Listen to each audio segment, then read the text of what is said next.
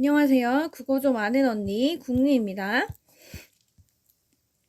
오늘은 오랜만에 이제 신경님 작품을 소개해 보려고 합니다. 신경님의 농무이고 일단은 농무를 공부하기 위해서 우리가 농무가 무엇이냐 라는 걸 알 필요가 있잖아요.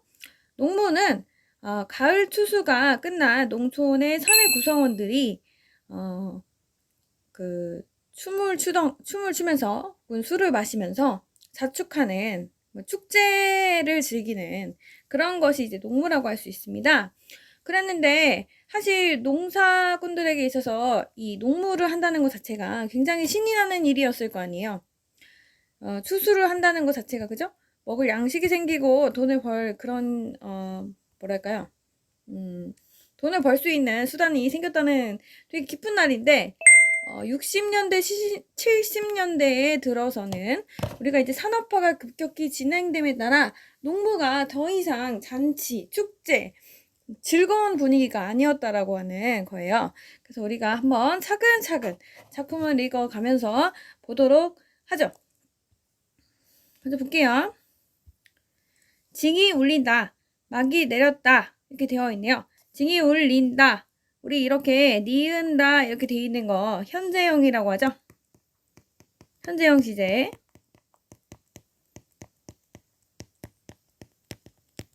그래서 징이 울려서 막이 내렸어요. 이 막이라고 하는 것은 뭐겠어요? 농무가 이제 끝이 났다 이런 얘기겠죠? 그래서 막이 내렸다 이렇게 얘기를 한 거니까 정확하게 얘기하면은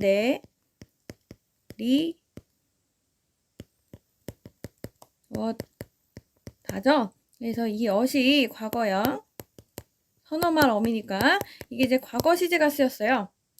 그러면은 이제 농촌의 어떤 공동체 사회나 이런 것들, 뭐 혹은 이런 농무의 신나는 축제 같은 분위기, 이런 것들이 막이 내렸다, 끝나버렸다, 라고 하는 것이죠.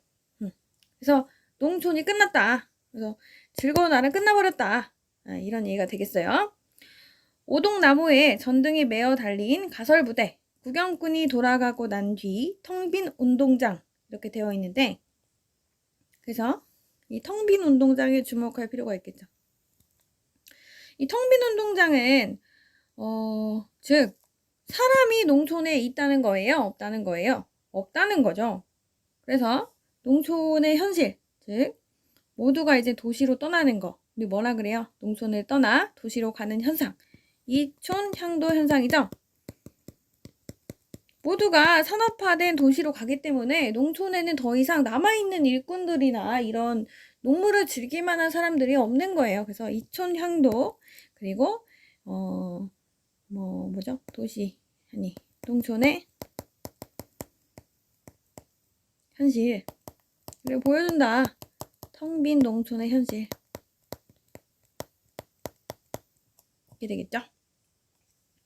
당연히 이제 텅 비었으니까 뭐 공허한 마음도 들 것이고 허탈한 감정도 들겠죠. 그래서 그 텅 빈 운동장에서 우리는 분이 얼룩진 얼굴로 학교 앞 소주집에 몰려 술을 마신다 이렇게 되어 있네요. 그래서 우리는 뭐 예를 들어서 이제 시의 화자가 될 것이고 당연히 이제 같이 농구를 즐겼던 어떤 마을 공동체 일원들이 되겠죠. 근데 그 일원들이 분이 얼룩진 얼굴이래요. 이거는 이제 자주 나오는 것 중에 하나인데 이게 이제 두 가지로 해석이 가능합니다. 그래서 이것을 우리가 뭐라 그래요? 두 가지로 해석 가능하기 때문에 중의적이다라고 얘기를 하는데 중의적으로 해석이 가능한데 그럼 어떻게 해석할 것이냐? 첫 번째는 이것이 울분이 아니냐. 서러울 거 아닙니까? 그죠? 나중에 조금 더 이제 뒷부분을 보게 되시면 어떤 느낌이 드냐 하면은 뭐 비료값도 안 나오는 농사 따위야 막 이런 식으로 되게 직설적인 표현들이 나와요. 농사 지어봤자 뭐하냐.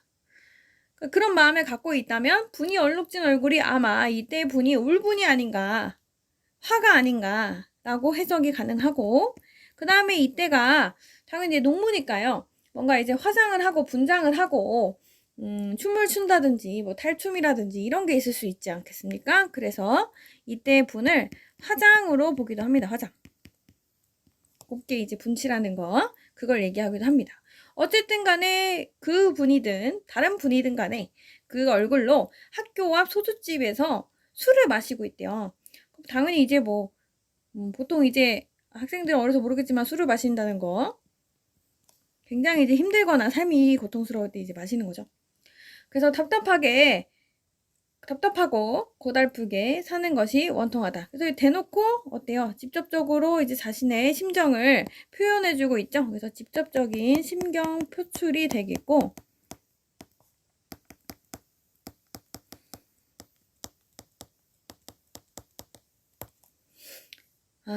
봅시다. 그리고 꽹가리를 앞장세워 장거리로 나서면, 그래서 이제 꽹가리를 앞장세워서 장거리로 나서면, 장거리라고 하는 거는 이제 뭐 5일장 그죠? 11장 이런 거 있잖아요. 그래서 그 장거리로 갔겠죠. 근데 장거리로 가봤자 사람들이 많이 없을 거예요. 그죠? 근데 이제 거기로 나가버리면 아무것도 없고 쪼무레기들만 있다고 밑에 나와 있어요. 보시면 따라붙어 악을 쓰는 건 쪼무레기들 뿐. 이제 이거 쪼꼬미들 얘기하는 거죠. 응? 아가들. 응? 저도 이제 기억이 나요. 어렸을 때 이제 할머니 할아버지가 사시던 농촌에 가가지고 방학 때마다 지냈던 기억이 납니다. 왜냐면 부모님이 맞벌이를 하시기 때문에. 지금은 또 할머니 할아버지라고 해봤자 시골에 사시는 분보다는 도시에 사시는 분이 많아서 저 때랑은 조금 더 다른 것 같긴 해요. 근데 중요한 거는 이런 애기들밖에 없다는 거예요. 응? 길거리 나서봤자 뭐 이렇게 좀 젊은 친구들도 있고 같이 있어야 좀 같이 흥겹게 놀고 할 텐데 없다는 거. 그래서 이 장거리라고 하는 것 바로 농촌의 현실을 보여주는 것이다. 농촌의 현실에는 뭐밖에 없다? 쪼무레기들밖에 없다. 그러면 쪼무레기는 무엇이냐? 바로 현실 감각이 없는 애들. 그죠? 그래서 현실을 자각하지 못하는 존재들을 얘기하는 거예요. 아가들. 그러니까 이거는 젊은이가 농촌에 있다 없다? 없다. 젊은이가 없다는 건 굉장히 큰 문제죠. 그죠? 일할 사람이 없다는 거. 젊은 사람이 공동체에 없게 되면은 그 공동체는 거의 소멸해가는 과정이라고 생각을 하시면 되겠죠. 그래서 우리가 노령화 사회가 문제가 되는 거고, 그죠? 뭐 일을 한다든지, 그죠? 아니면 자녀를 가진다든지, 그래서 뭔가 활발하게 뭔가가 이루어져야 하는 시기에 사람들이 없다는 거예요. 처녀 애들은 기름집 담벽에 붙어 서서 철없이 킬킬 대는구나. 그러니까 이 장거리에서 본 애들이 쪼무레기랑 처녀애들인 거죠. 그래서 이 처녀애들이 철없이 킬킬 댄대요. 그러니까 우리가 이렇게 원래는 농무 같은 걸 하러 나가면 어때요? 사람들이 모두 다 흥겹게 반겨주고 이래야 되는데 처녀들이 하면서 이제 킬킬킬 됐다는 거. 반응이 되게 냉담하다는 거. 즉 어떤 농무라는 것 자체의 어떤 권위 이런 것들이 굉장히 처참하게 무너져 버렸다 이런다는 걸 알 수가 있어요. 그리고 뭐 이런 건 이제 의성어를 사용한 거죠. 청각적 심상이라고 할 수 있겠죠. 보름달은 밝아 어떤 녀석은 꺽정이처럼 울부짖고 또 어떤 녀석은 서리미처럼 헤헤대지만 이까짓 산 구석에 처박혀 발버둥 친들 무엇하랴 이렇게 돼 있네요. 그래서 어떤 녀석은 꺽정이처럼 울부짖고요. 어떤 녀석은 서리미처럼 헤헤거린대요. 그러니까 꺽정이처럼 울부짖는 애는 어떤 애예요? 뭐 저항하는 애죠. 현실이 그지 같아 하면서 저항하는 그런 인물을 나타내는 거겠고, 이 서림이라고 하는 애는 뭐 현실과 헤헤거리면서 타협하는 인물이 되겠어요.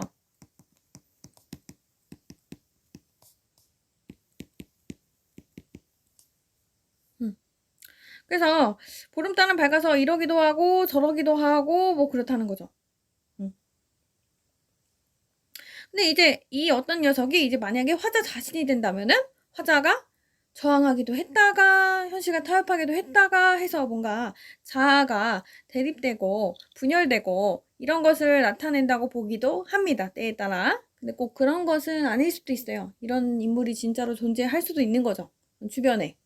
그죠? 화자는 뭐 타협을 하는데 화자 옆에 친구는 저항을 한다든지 뭐 다양하게 있을 수 있다는 거. 어찌됐든 간에 그런 뜻이고요. 산구석에 처박혀 발버둥친들 무엇하랴 해서 이 무엇하랴 이거는 뭐예요? 무엇 하겠는가 이거죠. 그러니까 발버둥 쳐봤자 소용이 있다 없다? 없다.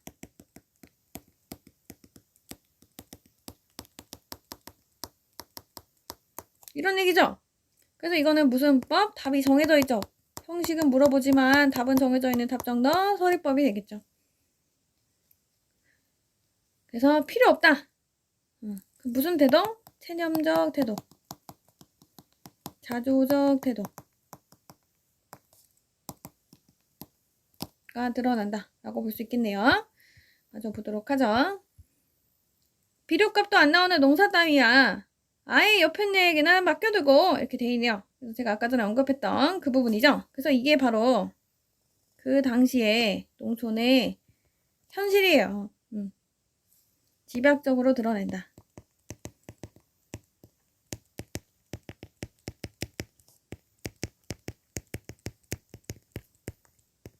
집약적 제시라고 할 수 있겠네요. 아이고 라고 할 수 있고 마찬가지로 이것도 이제 자조적이죠. 자조라는 게 뭐예요? 스스로를 비우는 거죠? 의미가 없어.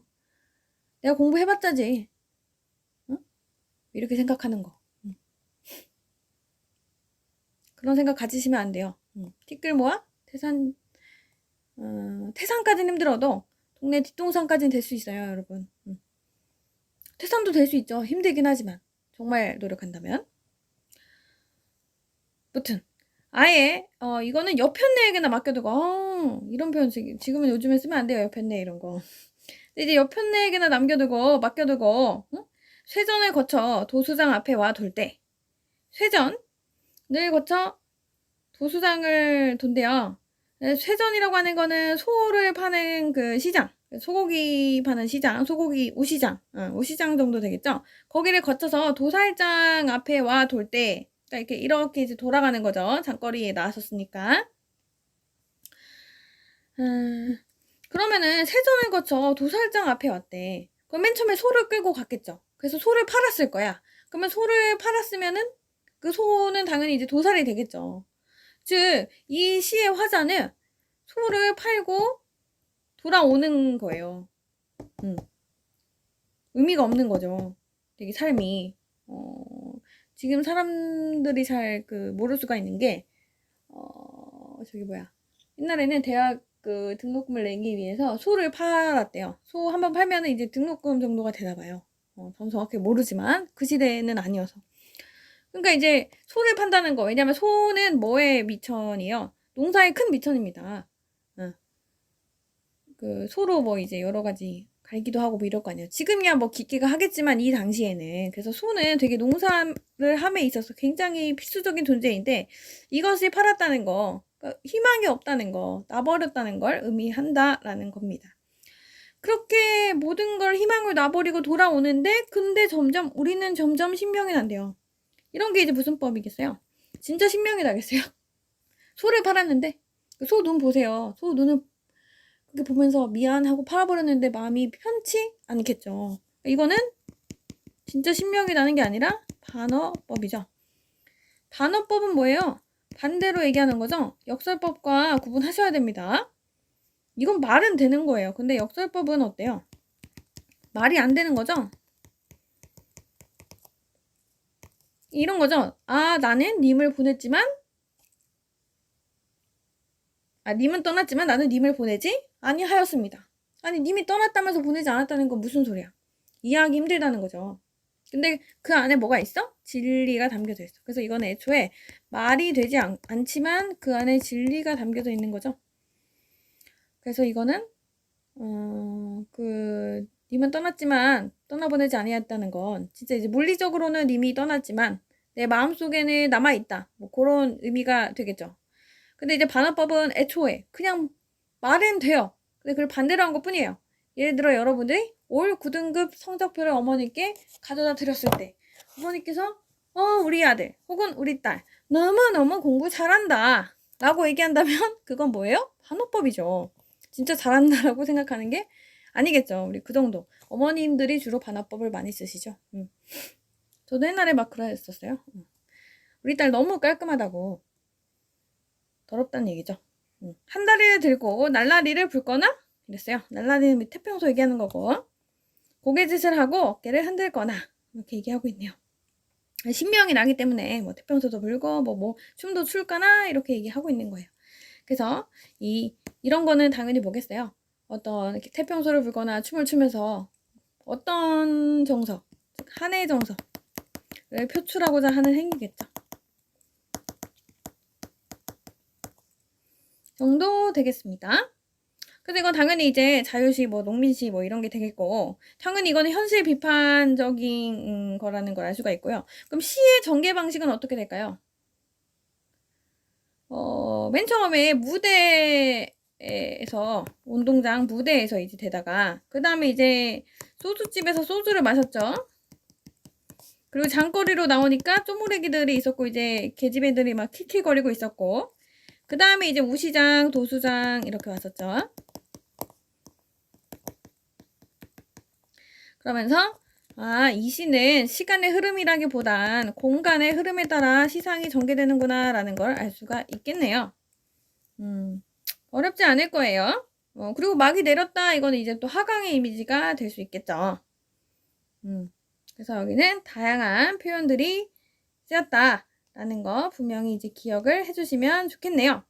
반어법도 있고, 그 다음에 뭐 중의적 표현도 있고, 역사적인 표현도 있고, 그리고 자조적, 체념적 태도 이런 것도 기억을 하시면 되겠고, 농촌의 현실을 되게 잘 표현해주고 있는 어마무시하게 현실적인 작품이다 라고 할 수 있겠네요. 여러분들 수고 많으셨고, 구독과 좋아요 그리고 댓글을 통해서 여러분들의 피드백 받도록 하겠습니다. 또 해설을 원하는 어려운 작품들이 있다면 언제든지 도움의 손길을 댓글과 혹은 블로그를 통해 남겨주시면 제가 늦게나마 올려드리도록 하겠습니다. 감사합니다.